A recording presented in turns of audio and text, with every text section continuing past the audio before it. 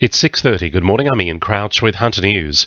Pay packets at 3 Hunter councils have soared in recent years amid a push for local government amalgamations.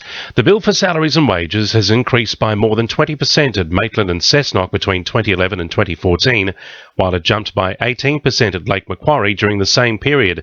For the rest of us, our average earnings are rising by just 2.7% a year. Unions say it's management who are receiving the big pay rises, not average council workers. The expansion of the Mount Thorley Warkworth coal mine is set to be discussed with a public hearing to take place this week.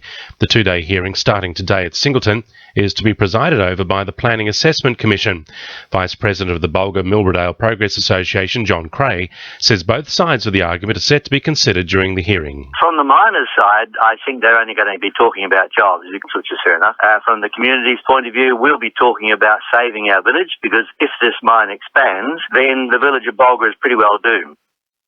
A Largs man who rips people off after advertising vehicles for sale on the Gumtree website has been jailed for at least 6 months.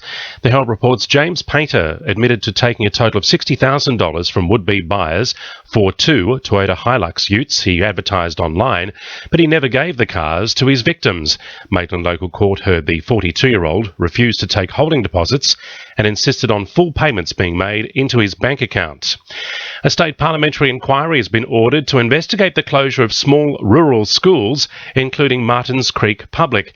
The inquiry will look at 10 schools across the state and comes in response to widespread scrutiny over forced closures.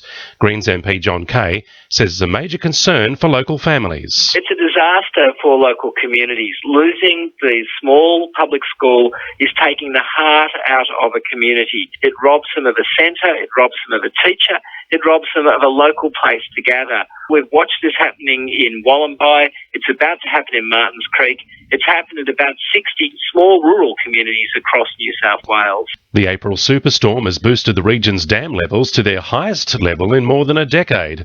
Total storage now sits at 98.5%, the best it's been since July 2002. Hunter Water says the April downpour delivered 27 billion litres of storm water into the Grahamstown Dam, the region's primary water storage facility. Prior to the storm, storage levels were at 76%. Construction on the new $5.9 million Singleton gym upgrade starts today at Civic Avenue. The project will include an extension of the existing gym facilities and car park and a new hydrotherapy pool and spin studio.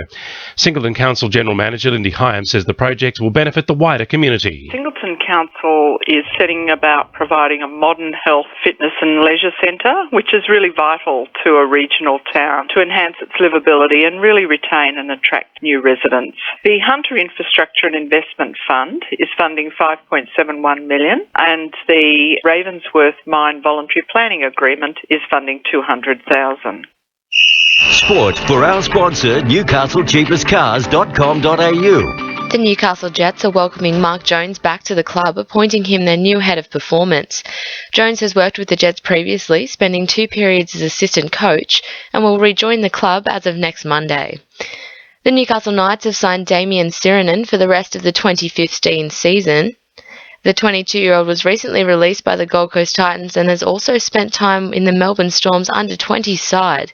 Meanwhile, Dane Gagai has been named to debut in the upcoming State of Origin decider.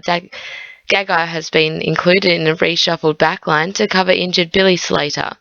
And Toronto golfer Callan O'Reilly has taken out the Tahiti International Golf Open, securing a 3-stroke victory. The win has bumped him to second on the Australasian Pro-Am Series Order of Merit.